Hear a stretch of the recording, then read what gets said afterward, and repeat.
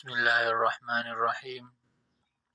الحمد لله رب العالمين، والصلاة والسلام على أشرف الأنبياء والمرسلين وعلى آله وأصحابه أجمعين. أما بعد، د سحر پاسېدو په آدابو کې څلورم ادب او زمونږه د دې درس اخیری ادب چې دی نو هغه دا دی چې انسان سحر کوشش کوي چې په خپله باندې د تهجد مونځ ته پاسي، قیام اللیل ته پاسي، په خپله باندې هم تهجد کوي او خپل کور والا، خپل زوج، خپله بیبي هغه هم را پاسي، دې لپاره چې هم د الله مخې ته ودرېږي او دا فضیلت د تهجد د مونځ دا حاصل کړي.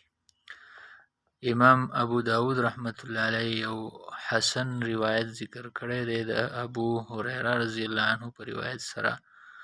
فرمایي چې رسول الله صلی الله علیه وسلم ارشاد فرمایو چې الله دې رحم وکړي په هغه کس باندې چې د شپې را پاسي او مونځ وکړي او خپله بیبي هم را پاسي.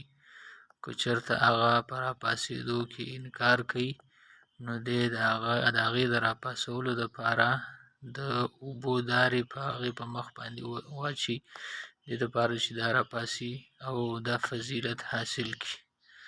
او رحم دې وکړي الله په هغې زنانه باندې چې هغه د شپې را پاسي او الله ته ودرېږي، مونځ وکړي او خپل خاوند هم د ځان سره را پاسي، دې دپاره چې هغه هم مونځ وکړي. او که چېرته هغه انکار کوي نو دا یې په مینه سره په مخ باندې دغه شان اوبه وچنګي چې دې ورسره را پاسي. دا د حدیث مفهوم و.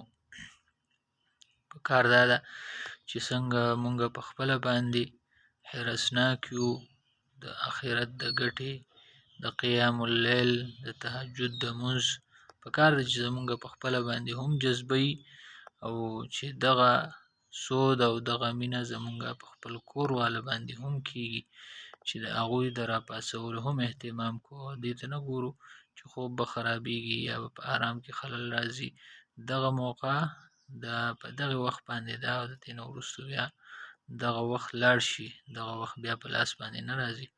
نو چې مونږ د دې خبرې اهتمام کوو، په آرام سره، په نرمۍ سره، په مینې سره د یو بل د مانځه دپاره، د تهجد د مانځه دپاره، د قیام اللیل دپاره را پاسولو کوشش کوو. الله دې مونږ له د عمل کولو توفیق راکړي.